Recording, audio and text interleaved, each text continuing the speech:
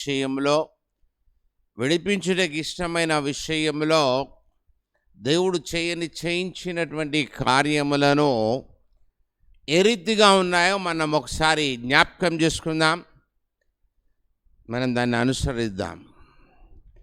నువ్వు అనుసరించకపోయినా నష్టపోయేది నువ్వే, జ్ఞాపకం చేసుకొని దేవుని స్తుతించకపోయినా నష్టపోయేది నువ్వే. ఈ అంత్యకాలంలో అనేకమైన వాటిని బయటికి తీసుకువచ్చి అనేక రకాలుగా అనుకూలంగా మార్చుకుంటారు. నూతన నిబంధనలో కల్పనా కథలను గురించి రాశారు. కల్పనా కథలను గురించి రాశారు.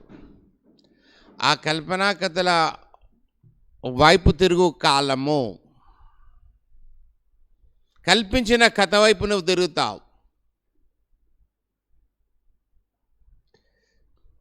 నీ ఇంట్లోనే ఒక కల్పితం ప్రారంభమైతే ఆ కల్పించిన కథ వైపు నువ్వు తిరుగుతావు.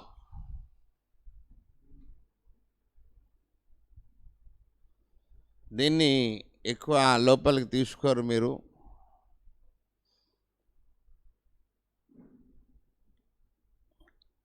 కల్పించినది అది కథ. నిజాన్ని ఎవరు అంగీకరించరు, నిజాల్లో ఎవరు జీవించరు. నిజంలో ఎవరు జీవించరు, నిజాన్ని ఎవరు అంగీకరించరు. సత్యంలో ఎవరు జీవించరు, సత్యాన్ని అంగీకరించరు. ఎందుకంటే అసత్యానికి ఉన్నటువంటి బలం కల్పించుటకు ఎక్కువ ప్రాధాన్యత కలిగి ఉంటుంది. దీంట్లో చెప్పుడు మాటలకు, చెప్పినటువంటి కల్పితాలకు నువ్వు ఎక్కువ అవకాశం ఇస్తావు. సజీవుడవైన నీవు, సజీవురాలవైన నీవు, సజీవుడైనటువంటి జీవాన్ని కలిగినటువంటి దేవుని యందు జీవించలేకపోతున్నావు. మానవ ఆలోచన, లోకపు ఆలోచన, శరీరపు యొక్క ఆలోచన, మనస్సు ఊహించిన దాన్ని కానీ, ఆలోచించిన దాన్ని కానీ, తనకు అనుకూలంగా ఉండేటటువంటి దాన్ని కానీ ఆలోచిస్తుంది. దాని పని అది చేసుకుంటుంది. అన్ని రకాల పనులు అన్నీ చేసుకుంటున్నాయి. ఆత్మ నీకు చెప్తుంది, కానీ ఆత్మ నువ్వు పరిగణలోకి తీసుకోలేకపోతున్నావు, లెక్కించలేకపోతున్నావు, లెక్కలకు సంబంధించిన దానిలో ఉంచలేవు. మరి మేమందరం అబద్ధికులం అయితే అయి ఉండొచ్చు, కానీ సత్యవంతులు లేరు మరి అనంటే నువ్వు రుజువు చేయవు. కారణం, కల్పించిన కథకున్నటువంటి బలం.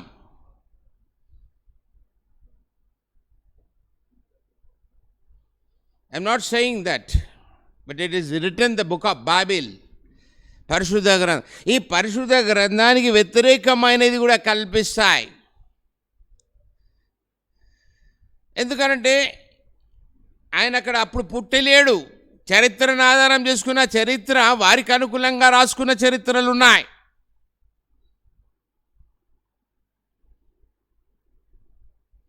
నువ్వు జీవానికి సంబంధించిన దాంట్లో ఉంటున్నావా, సజీవంగా ఉంటున్నావా, మృతతుల్యమైన దాని యందు ఉంటున్నావా? అది నీకే వదిలేసిన జీవ మార్గం ఉంది, మరణ మార్గం ఉన్నది. You have to choose what ever you want to live. నువ్వు దేంట్లో జీవించాలనుకుంటావో దాన్ని నువ్వే కోరుకో. మరణ సంబంధమైనది కోరుకొని జీవ సంబంధమైన దానిలో ఉన్నానంటావు, దానికి నేనేం చేయలేను. I can't help, I cannot. నేను దాన్ని నీకు రుజువుపరిచినా దాన్ని నువ్వు నమ్మవు. ఎందుకనంటే already it is stamped in your heart and mind and site. నీ కన్నులలో, నీ గుండెలో, నీ మనస్సులో ముద్ర వేయబడ్డది. బయటదేదో ఆ ముద్రలోనే నువ్వు ఉంటావు తప్ప, ఇసా మొహరా బనాగయా అంటే ముద్రించబడ్డావు. క్రీస్తు ముద్ర వీటన్నిటి చెరిపివేస్తుంది, కానీ నువ్వు చెరపనివ్వడం లేదు. సరే, ఏదేమైనా మంచిది. వాక్య భాగంలోకి వెళ్ళబోచున్నాం. నువ్వు 11వ మాసం నీకు ఇచ్చినాడు దేవుడు. దేవుడు నీకు ఇచ్చినందుకు నువ్వేం చేస్తావు నీ ఇష్టం. నువ్వు ఇంటికి వెళ్ళిపోయి నీ పని చేసుకొని నీ ఆహారం నువ్వు నీ సంపాదన నాది అనుకుంటూ నువ్వు వెళ్ళు, ఏమనలే, ఎవరేమన్నారు.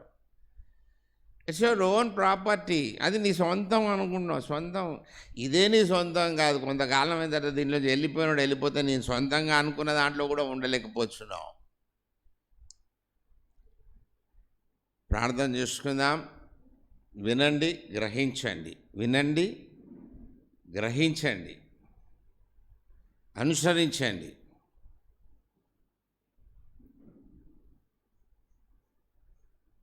చక్కటి సందేశాలు వింటున్నాం కానీ అన్వయించుకోలేకపోతున్నాం. మనల్ని మనం దాని యందు జీవించడానికి అవసరమైన దానిలో కొనసాగింపబడ్డకు సిద్ధపరచుకోలేకపోతున్నాం. దేవుడు చేయుచున్నటువంటివి నువ్వు చేయగలవా?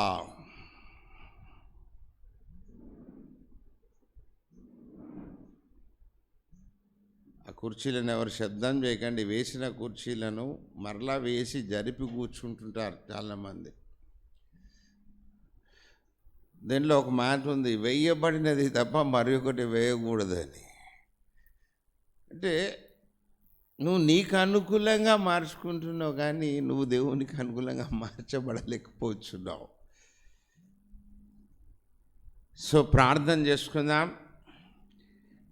నాతో మాట్లాడు దేవా.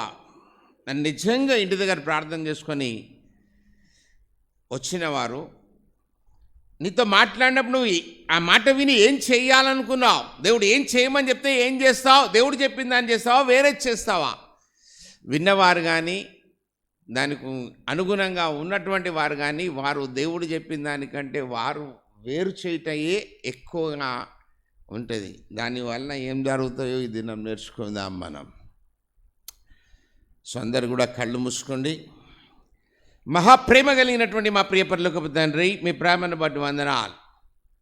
నన్ను మరుగుపరచి మీ స్వరం వినిపించండి. వినగల చెవి, గ్రహించగల మనస్సు, హృదయం అనే పలకం మీద రాసుకుని దాన్ని అనుసరించి భూమి మీద మిమ్మల్ని మహిమపరుచున్నటువంటి శక్తితో ప్రతి ఒక్కరిని సిద్ధపరిచి నడిపింపచేయమని, శత్రువును సిగ్గుపరచమని, ఈ క్షణపదివంతో నింపి పవిత్రపరిచి పరిశుద్ధపరిచి పరిశుద్ధమైన స్థితిలో నిర్మింపబడినటువంటి జీవిత విధానాన్ని కలిగి జీవించడానికి సహాయం దయచేయమని, ఎంతమంది అయితే వీక్షిస్తున్నారో, ఎంతమంది అయితే చూస్తున్నారు, ఎంతమంది అయితే వింటున్నారో వారందరినీ భద్రం చేయమని, ఈ శక్తితో నింపి వారిలో మిమ్మల్ని చూచులాగున సహాయం దయచేయమని యేసు పరిశుద్ధ నామములో అడుగుచున్నాను తండ్రి, ఆమేన్. పరిశుద్ధ గ్రంథంలోంచి నిర్గమ రాసిన కాండము 7వ అధ్యాయము 1 నుంచి 7 వచనములను మనము జ్ఞాపకం చేసుకుందాం. నిర్గమకాండము, exodus 7 chapter from versus 1 to 7. Exodus 7 chapter from versus 1 to 7. నిర్గమకాండము 7వ అధ్యాయము 1 నుంచి 7 వచనాలు.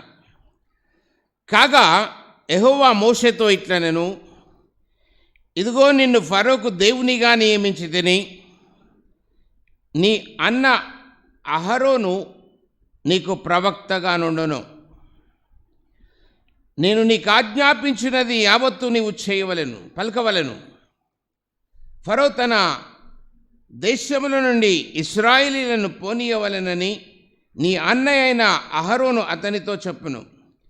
అయితే నేను ఫరో హృదయమును కఠినపరచి ఐగుప్తు దేశంలో నా సూచక క్రియలను, నా మహత్కార్యములను విస్తరింపజేసేదను. ఫరో మీ మాట వినడు గాని నేను నా చెయ్యి ఐగుప్తు మీద వేసి గొప్ప తీర్పుల చేత నా సేనలను, ఇశ్రాయేలీయులైన నా ప్రజలను ఐగుప్తు దేశంలో నుండి వెలుపలికి రప్పించేదను. నేను ఐగుప్తు మీద నా చేయి చాపి ఇశ్రాయేలీయులను వారి మధ్య నుండి రప్పింపగానే నేను యెహోవానని ఐగుప్తీయులు తెలుసుకొందురనెను. మోషే అహరోనులు యెహోవా తమకు ఆజ్ఞాపించినట్లు చేసిరి, అలాగుననే చేసిరి. వారు ఫరోతో మాట్లాడినప్పుడు మోషేకు 80 ఏండ్లు, అహరోనుకు 83 ఏండ్లు. దేవుని మనకి స్తోత్రం కలుగునుగాక. ఈ వాక్యం చాలా బలమైనది. ఈ మాటలు చాలా శ్రేష్టమైనవి.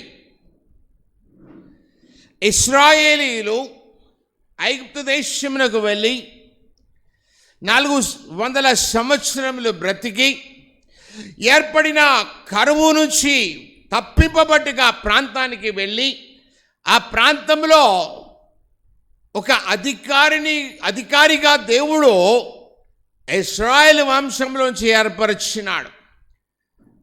ఆ అధికారము వలన ఈ ఇశ్రాయేలీయులు అక్కడికి వెళ్ళి కొంత జనంగా వెళ్ళి లక్షల జనముగా పెరిగి యాత్ర ముగించేవారు యాత్ర ముగించి ఉన్నారు. మిగిలిన వారితో బయటికి తీసుకురావాలని వారి మొరను, వారి కష్టమును దేవుడు చూసి విడిపించుటకు గాను ఏర్పరచుకొని ఉన్నాడు. ఏర్పరచుకున్నటువంటి భాగంలో ఇది శ్రేష్టమైనటువంటి సందర్భం. ఇక్కడ మనం గమనించవలసినవి ఉన్నాయి. ఈ దినంలో సూచక క్రియలను, మహత్కార్యములను విస్తరింపచేయుట. కొద్దిగా ఉన్న జనాంగానికే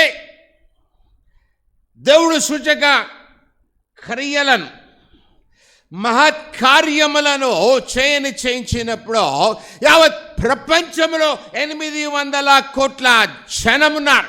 ఈ 800 కోట్ల జనం పుట్టేవారు పుడుతున్నారు, పోయేవారు పోతున్నారు, ఉండేవారు ఉంటున్నారు.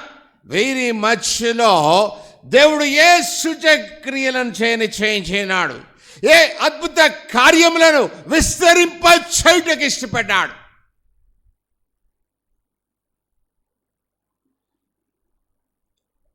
నీవు దానిలో ఒక్కడవుగా, ఒకదానివిగా ఉంటున్నావా? ఒక కుటుంబంగా ఉంటున్నావా? బికాజ్ ఇన్ యువర్ ట్రైబ్, నీ యొక్క వంశములో, నీ కుటుంబములో, నీ తల్లి వంశం, తండ్రి వంశములో, నీ భర్త వంశములో, నీ బంధువుల వంశములో దేవుడు చేయించినటువంటి క్రియలకు, దేవుడు ఉద్దేశించినటువంటి మహత్కార్యములకు నువ్వు ఎవరుగా కనపడుచున్నావు? You have to check your self. మంచిగా కూర్చోండి, అంత స్ట్రైట్గా.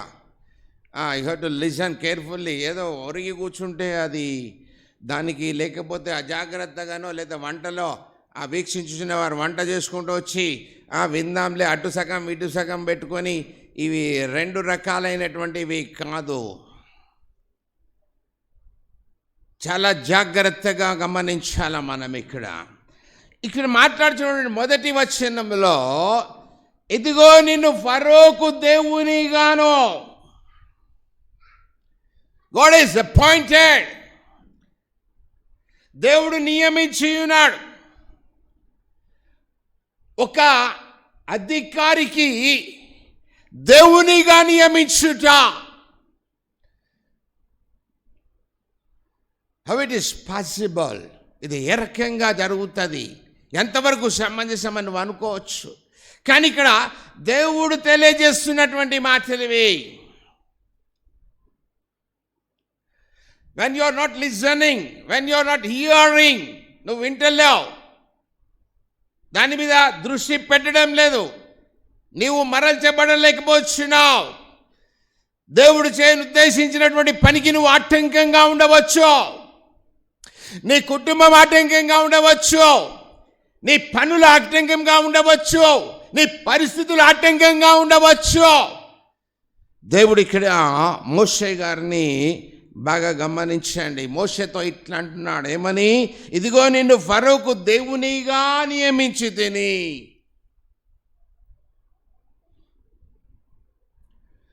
ఒక రూలర్కి, ఒక మానవుణ్ణి దేవుడు దేవునిగా నియమించుట,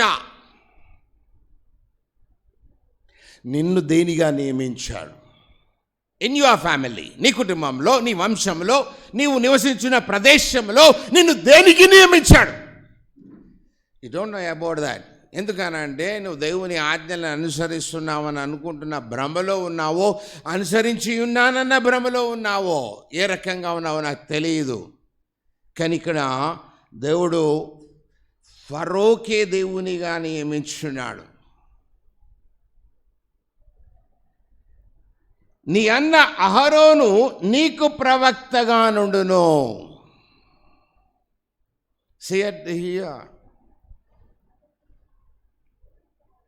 తమ్ముణ్ణి దేవునిగా నియమించి అన్నను తమ్మునికి ప్రవక్తగా పెడుతున్నాడు.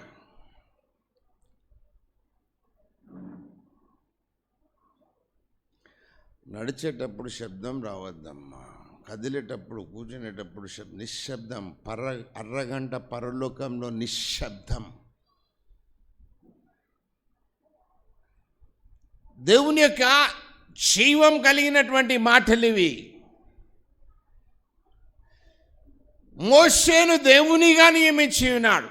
ఒక రూలర్కి దేవునిగా నియమింపబడినటువంటి మోషేకి అహరోనును ప్రవక్తగా ఉంచాడు.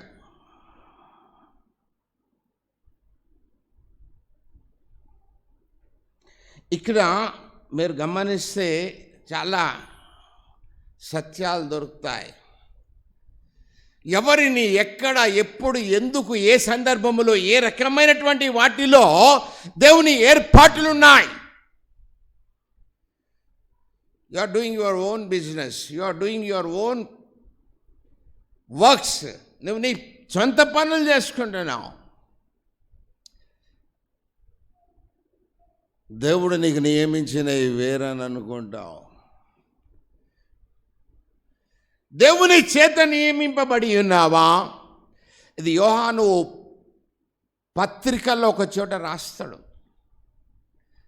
అది తర్వాత చెప్పిన సమయం మనకు ఎక్కువ ఉండేది కనుక గమనించండి. ఇక్కడ దేవునిగా నియమింపబడిన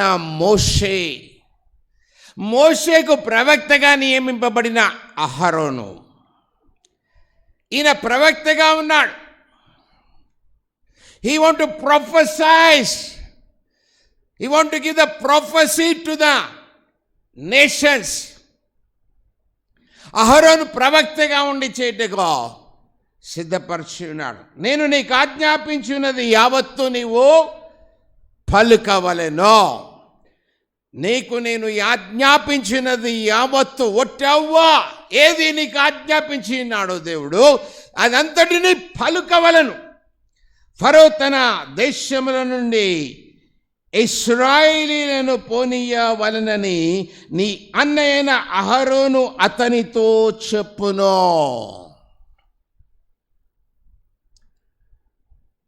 అయ్యగారు మీరే చేయండి, అయ్యగారు మీరే చేయండి, అయ్యగారు మీరే చేయండి అని అంటారు. అయ్యగారు మీరే రావాలండి, అయ్యగారు మీరే రావాలని అంటారు. సో ఇక్కడ గమనించాలా,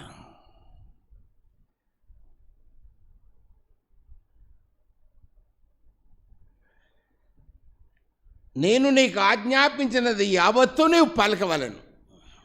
నీవు పలికినది ఫరో తన దేశం నుంచి ఇశ్రాయేలు రాని పోనీయవలనని అన్నయ్యన అహరోను అతనితో చెప్పు. ఇక్కడ మీకు ఏమర్థమవుతుందో నాకు తెలియదు, కానీ చాలామంది ఏమంటారంటే దేవుడు నాతో డైరెక్ట్గా మాట్లాడాలండి అంటాడు. డైరెక్ట్గా నేరుగా మాట్లాడాలా దేవుడు? ఎట్లా మాట్లాడాలా? డైరెక్ట్ కాంటాక్ట్ కదా. కానీ ఇక్కడ ఏమన్నాడు?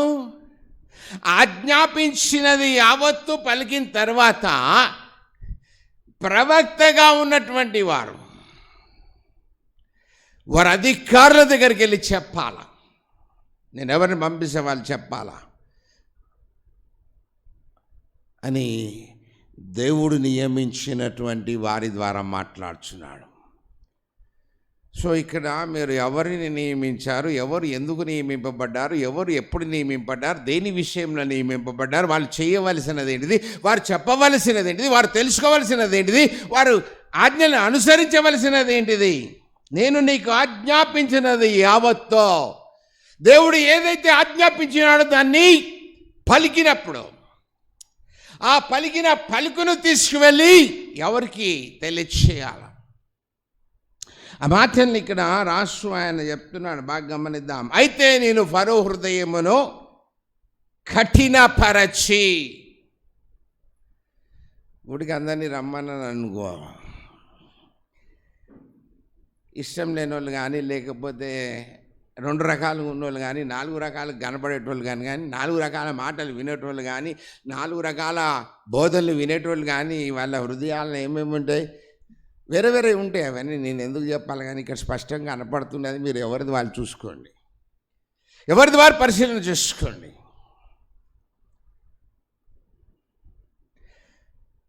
దేవుడు కొన్ని వందల సంవత్సరాలు బాధను అనుభవించినటువంటి వారిని విడిపించను ఉద్దేశించినప్పుడు ఒక అధికారికి, ఒక రూలర్కి, ఒక దేశపు అధికారికి దేవునిగా నియమించి ఉన్నాడు. దేవునిగా నియమింపబడినటువంటి మోషే మాట్లాడినటువంటి మాటల్ని, పలికిన వాటన్నిటినీ అహరోను ఆ దేశాధికారితో పలకవలెను. నువ్వు అట్లా ఉంటావా నా దగ్గరకు వచ్చి ఒకవేళ ఉన్నామంటే? ఆయన అటువంటి వాడు, ఈయన ఇటువంటి వాడు, మోషే అటువంటి వాడు ఇటువంటి వాడు అని మోషే అన్న. మరి అక్క మిరియాములు కూడా మాట్లాడినప్పుడు ఏం జరిగిందో తెలిసినటువంటి సంఘస్థులు కానీ, విశ్వాసులు కానీ, క్రైస్తవులు కానీ వారి ఇష్టానుసారమైన దానిలో ఉండే ప్రయత్నం చేస్తారు. ఉన్నది ఉన్నట్టుగా నువ్వు లోబడదాం అనుకుంటావా? నీకు ఇష్టం ఉండదు. నేను చెప్పమన్నది ఒకటైతే నువ్వు చెప్పేది ఇంకొకటి. నా దగ్గరికి వచ్చి వెళ్ళమని నేనా అంటే, నా దగ్గరికి రాకుండా డైరెక్ట్గా వెళ్ళిపోయే వాళ్ళు కూడా ఉన్నారు. సో ఓన్ ఇమేజెస్, సొంత ఊహలు, సొంత తలంపులు, సొంత ఆలోచనలు, దేవుడు ఇవ్వనివి కూడా దేవుడు ఇచ్చినట్టుగా ఉండేటటువంటివి. ఈ భూమి మీద కల్పితాలు ఎక్కువ అయిపోయాయి. ఒక బరువును లేపలేవు, ఒక బాధ్యతను కలిగినటువంటి వాడువుగా ఒక పాపాన్ని మోయలేవు. నువ్వు నీ భారాన్నే నువ్వు సరైన విధానంలో భరించలేవు. ఇంకొకరి భారాన్ని ఏ రకంగా భరిస్తానంటావు? ఆ భారాన్ని భరించేటప్పుడు నీకు చీదర వస్తుంది, కోపం వస్తుంది, అలసట వస్తుంది, విసుగుదల వస్తుంది. బ్రతుకుట కంటే చచ్చుట మేలనుకుంటారు. See, we have to learn from Bible. యోనాను గురించి ఒకసారి ఆలోచన చేస్తే, నీవు న్యాయమా అని దేవుడు అతన్ని అడిగితే చచ్చుట న్యాయమే అని అంటున్నాడు.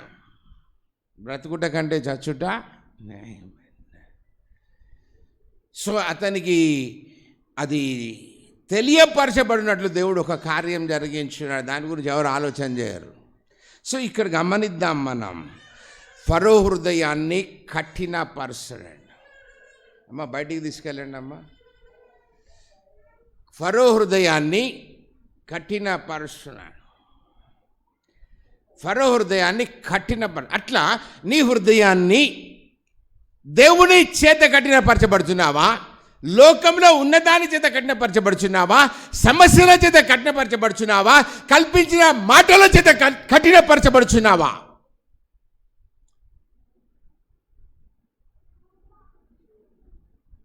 నిన్ను ఒకసారి పరిశీలన చేసుకో. ఊహించిన దానివల్ల కఠినపరచబడుచున్నావా? ఆలోచించిన దాని వల్ల కఠినపరచబడుచున్నావా, లేనిది ఉన్నట్టుగా భ్రమలో ఉన్నటువంటిది చెప్పినటువంటి మాటలు బట్టి కఠినపరచబడుచున్నావా? దేవుడు తన చిత్తాన్ని బయలుపరిచి తన బిడ్డను విడిపించడానికి ఇష్టమైనప్పుడు, నిన్ను విడిపించాలనుకున్నప్పుడు నువ్వేది చేయించున్నావు? సనుక్కుంటావు, గునుక్కుంటావు, ఇష్టానుసారమైనటువంటి జీవిత విధానంలో ఉంటావు. ఈ రకంగా ఉన్నప్పటికీ ఇక్కడ ఫరో హృదయాన్ని కఠినపరచి ఐగుప్తు దేశంలో నా సూచక క్రియలను, నా మహత్కార్యములను విస్తరింపజేసేదనో.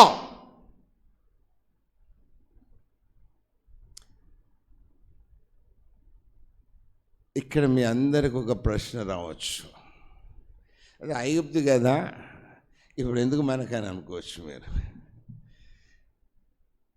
దేవుడు నిన్ను పిలిచాడు యేసు క్రీస్తునందు.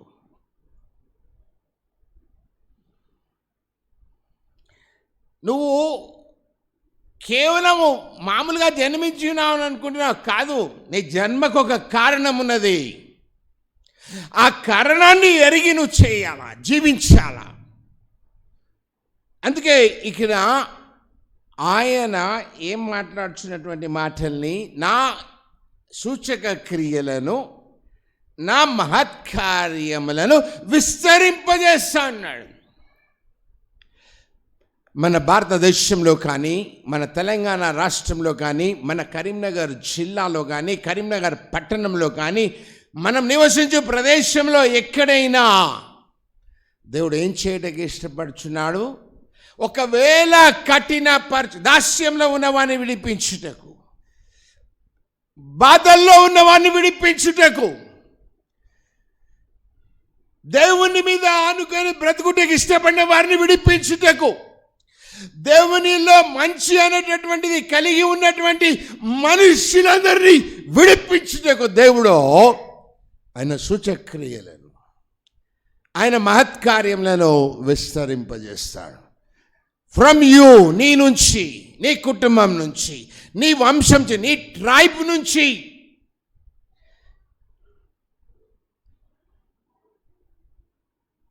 నువ్వు దేవునిలో ఉన్నావా? దేవుడు అంటే నీకు ఇష్టంగా ఉందా? దేవుని ఆజ్ఞలను అనుసరిస్తున్నావా? ఆజ్ఞాపించిన యావత్తును పలుకుచున్నావా? దేవునిగా ఆరాధిస్తున్నావా?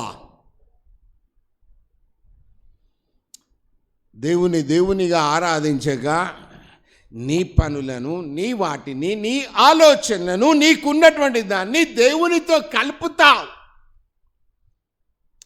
కలిపి చెరుపుతావు. చెరిపి దేవుడు నన్ను ఇది చేయమన్నాడు, అది చేయమన్నాడు, అట్లా చేయమన్నాడు, ఇట్లా చేయమన్నాడు, ఇట్లా చేయమన్నాడు, ఏవేవో చేయమన్నాడు అని చెప్పేస్తుంటావు.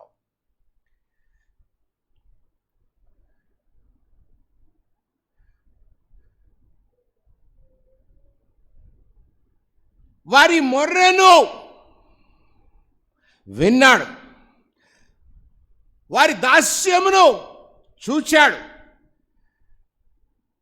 వారి యొక్క కష్టమును చూచాడు. దేవుడు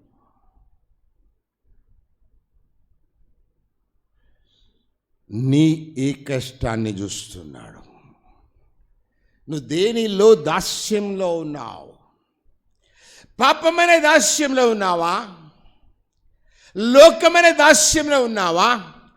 అహమనే దాస్యంలో ఉన్నావా? గర్వమనే దాస్యంలో ఉన్నావా? రకరకాల వాటిలో నీ ఉండి నీ ఇష్టానుసారంగా ఉంటున్నావు. దేవుడు ఇవ్వని దాని గురించి ప్రయత్నం చేస్తున్నావు, దేవుడు తెలియజేయని దాని గురించి ప్రయాసపడుతున్నావు.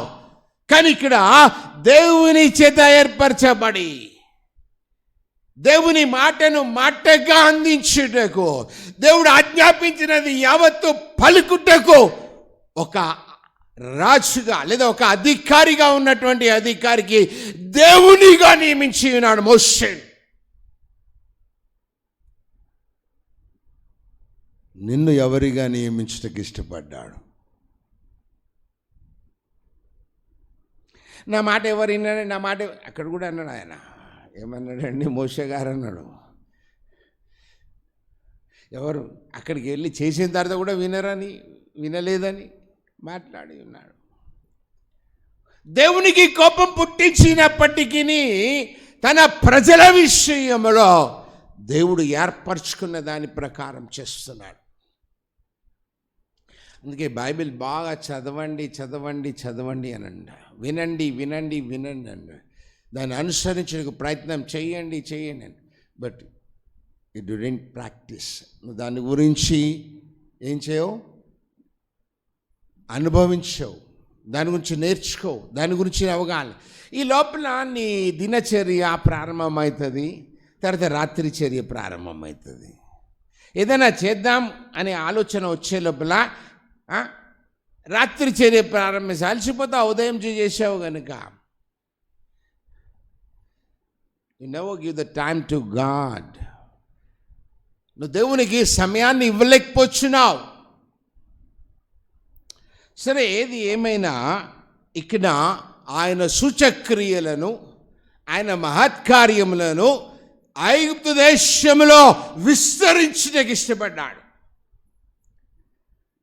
డైరెక్ట్ దేవుడే మాట్లాడుచున్నాడు ఇక్కడ నేరుగా. ఏమని?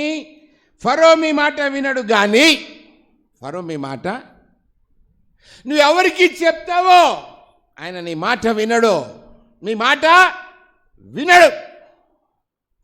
కానీ నేను నా చెయ్యి ఐగుప్తు మీద వేసి, నేను నా చెయ్యి ఐగుప్తు మీద వేసి అన్య సంబంధమైన దానిలో నీవు నివసించడానికి ఇష్టపడితే దాని మీద దేవుని చెయ్యి వేసి గొప్ప తీర్పులతో నా సేనలను, ఇశ్రాయేలీయులైన నా ప్రజలను ఐగుప్తు దేశంలో నుండి వెలుపలికి రప్పించెదను. నా జనులని నేను రప్పించేదను, నా జనులని నేను విడిపించేదను, నా జనులను తీసుకొని వచ్చేదను నా చెయ్యి చాపి. దేవుడు ఎంత గొప్ప ప్రేమమయుడు ఆయన జనుల విషయంలో, ఆయన సేనల విషయంలో, ఆయన ఏర్పరచుకున్న వారి విషయంలో, ఆయన నియమించిన వారి విషయంలో. చాలామంది నేను ఈ సంఘానికి పెద్ద, లేదా ఈ గుడికి పెద్ద, లేకపోతే నేను దీనికి పెద్ద, లేకపోతే నేను దానికి పెద్ద, లేదా నేను సీనియర్ని, లేదా నేను అది అని అనుకోవచ్చు. బట్ ఇక్కడ కనపడుతున్నటువంటి మాటల్ని గమనిద్దాం మనం. నువ్వు ఎవరివైనా సరే, ఒకవేళ దేవుని చెయ్యి చాపితే ఏం జరుగుతుందో ఒకసారి ఆలోచన చేసుకో. ఆయన వెలుపలికి రప్పిస్తాడంట తన ప్రజలను, తన సేనలను. కాబట్టి నువ్వు ఎవరు ఒకసారి గమనించు, నువ్వు ఎవరి యందు ఉన్నావో గమనించు.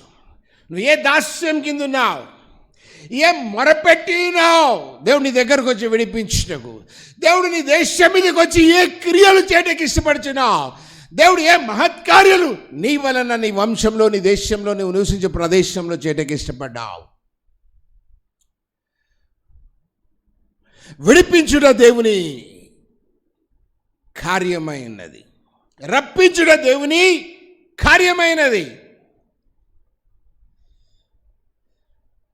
If I am say something to you, నేను నీకేదైనా చెప్తే నువ్వు వింటావా?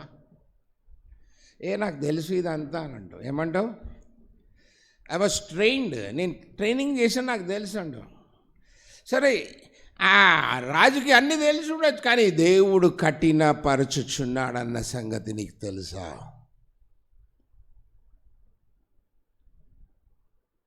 నీ వంశంలో కాఠిన్యం, నీ ఇంటిలో కాఠిన్యం, నీ హృదయంలో కాఠిన్యం, నీ మనసులో కఠినం. కలుద్దు ఎవరని చెప్తాను, నువ్వేం నాకు చెప్పేది? నీ మాట ఏంది నేను వినేది? నువ్వెవరో? బట్ ఇక్కడ దేవుడే ఫరో గారి హృదయాన్ని కఠినపరుస్తున్నాడు. దేవుని మాటలు తెలియజేసిన తర్వాత, దేవుని జనాంగం విషయమై మాట్లాడిన తర్వాత, నువ్వు విన్న తర్వాత కూడా కఠినపరచబడుచున్నావంటే ఏదో జరగనై ఉన్నది. జాగ్రత్త. దాని గురించి destroying at their the people of Egypt. ఎందుకు అనేది కూడా కింద రాస్తున్నాడు, గమనిద్దాం మనం. నేను ఐగుప్తు మీద నా చేయి చాపి ఇశ్రాయేలీయులను వారి మధ్య నుండి రప్పింపగానే నేను యెహోవానని ఐగుప్తీయులు తెలుసుకొందురనెను. నువ్వెప్పుడైతే బయటికి వస్తావో, నీ కష్టం నుంచి విడిపింపబడతావో, నీ రోగం నుంచి విడిపింపబడతావో, నీ బాధ నుంచి విడిపింపబడతావో, అప్పుడు మిగిలిన వారు ఏం తెలుసుకోవాలా?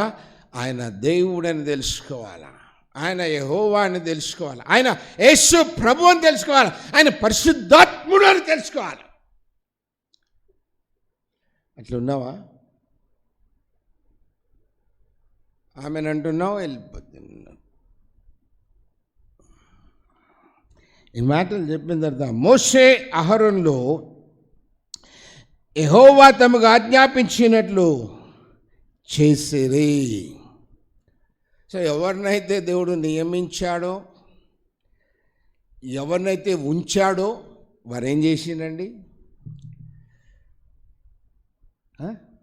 యెహోవా తమకు ఆజ్ఞాపించినట్లు చేసిండు. మీరు ఉన్నా రాకున్నా, మీరు లేకున్నా, దేవుడు మాకు చెప్పిన ఏం చేయాలి? మేము ఆజ్ఞాపించినవన్నీ చేయాలి. కానీ నువ్వు చెప్పినట్టు చేయడం కష్టం.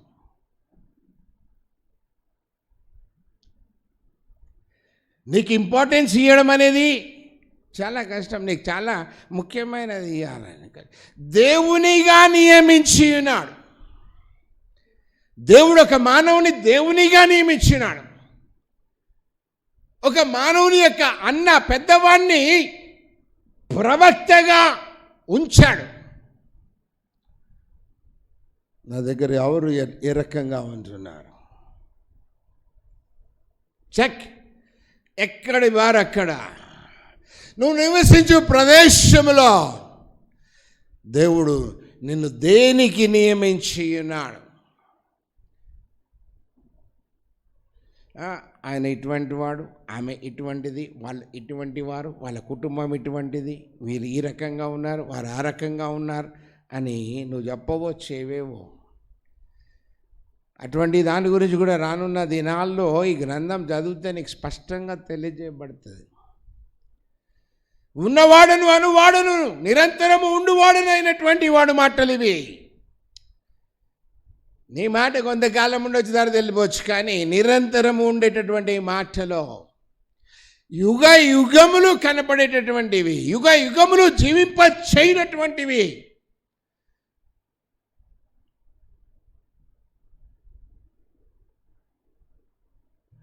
నువ్వేం చేయాలనుకుంటున్నావు? అలాగుననే చేసిరి.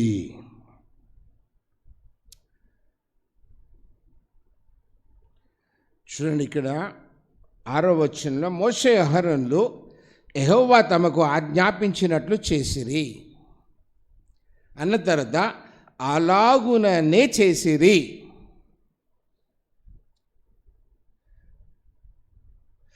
దీంట్లో చాలా లోతులకు వెళ్తే తెలుస్తుంది. జరిగిపోయిన తర్వాత, చేసిన తర్వాత మరలా గివింగ్ ద విట్నెస్, ఒక సాక్ష్యం ఇవ్వబడుతుంది.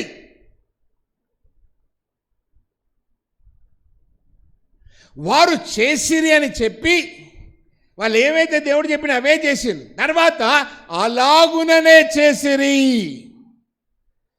వాళ్ళు సొంతమే చేయలేదు. కానీ నువ్వేమనుకుంటావు? కానీ సొంతం చేయాలనుకుంటావు.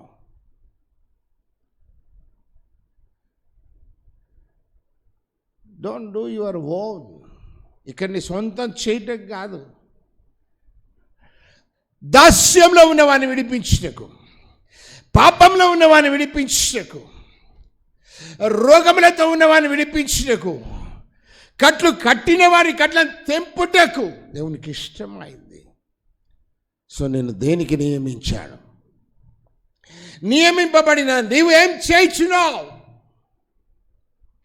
నీ కుటుంబానికి ఏం చేయించున్నావు? నీ వంశానికి ఏం చేయించున్నావు?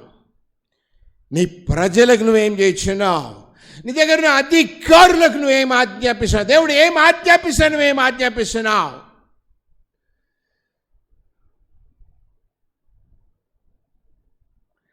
చాలా రకాలైనవి ఉన్నాయి.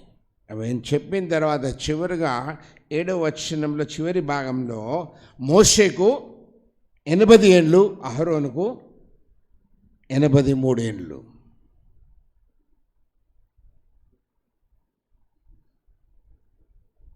వాళ్ళు ఈ కార్యం చేయడానికి వెళ్ళినప్పుడు వారి వయస్సు దేవుడు చెప్పినప్పుడు వారి వయస్సు చెప్తున్నాడు.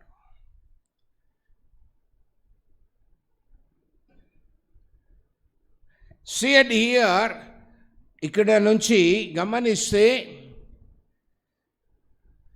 మోషేకు ఎన్ని సంవత్సరాలు? 80 + 40 120 సంవత్సరాలు. 40 సంవత్సరముల అరణ్యంలో ఇశ్రాయేలీయులు ఉన్నారు.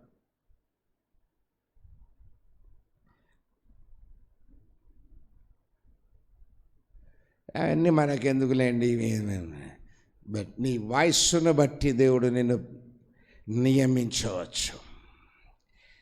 నీ యొక్క దేవుని యందు ఉన్న ఆసక్తిని బట్టి నేను నియమించవచ్చు. ఎవరిని ఎప్పుడు ఎక్కడ ఏ రీతిగా దేవునికి ఇష్టమైందో ఆ రకంగా చేస్తాడు. కారణం దేవుని క్రియలు,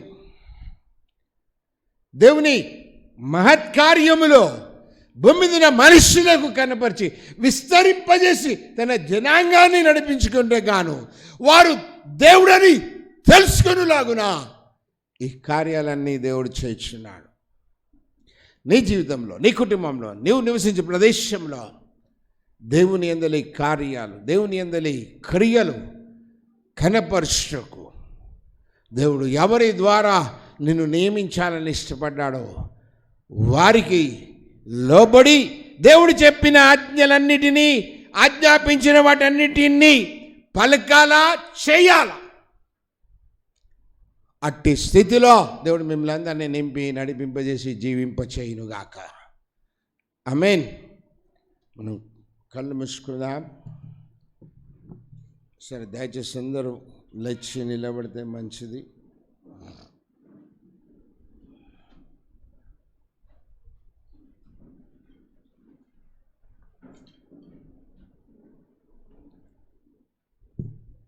మహాప్రేమ కలిగినటువంటి మా ప్రియ పరలోకపు తండ్రి, మీ ప్రేమను బట్టి వందనాలు, స్తోత్రాలు. మా జీవితంలో మాకు అనుగ్రహించినటువంటి ఈ గొప్ప మాసమును బట్టి, ఈ గొప్ప దినమును బట్టి మిమ్మల్ని స్తుతిస్తున్నాం, మహిమపరుస్తున్నాం. మీ కార్యములు మా ఎడల, మీ యందున్నటువంటి బిడ్డల ఎడల, దాస్యంలో ఉన్నవారు, బాధలో కష్టంలో ఉన్నవారిని విడిపించడానికి గాను మీరు ఏర్పరచుకొని నియమించినటువంటి వారి ద్వారా వారిని బయటికి రప్పించడానికి మీకు ఇష్టమైనందుకు మిమ్మల్ని స్తుతిస్తున్నాం. వారు మీరు ఆజ్ఞాపించినవన్నీ చేసి ఉన్నట్టుగా వారి వయస్సుతో సహా లిఖింపబడి కార్యములు జరిగింపబడినట్టుగా చరిత్ర కనపరచబడుచున్నప్పటికీ మనుషులందరూ విశ్వసించులాగున, నమ్ములాగున, మిమ్మల్ని కలిగిన జీవితంతో జీవించులాగున మీ సహాయం లేదు. కూడి ఉన్న ప్రతి ఒక్కరిని పేరు పేరు వరుసన దీవించు.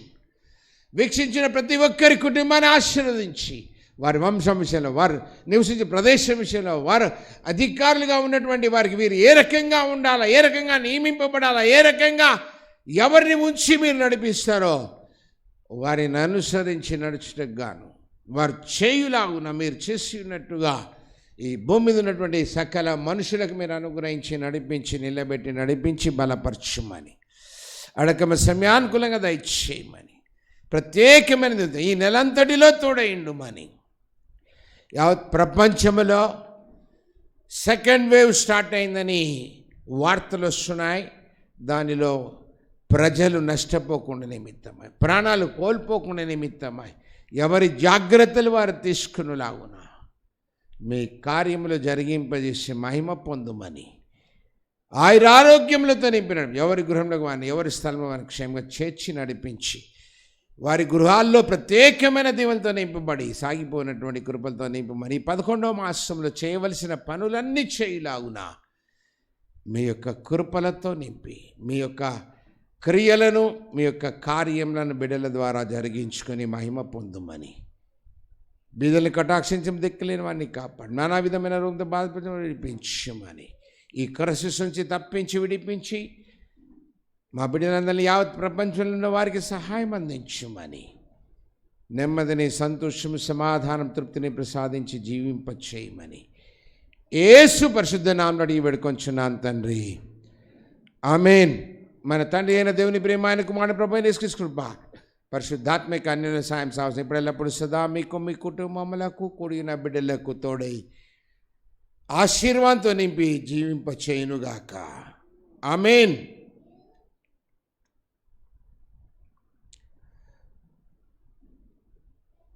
అందరికీ praise the Lord, praise the lord.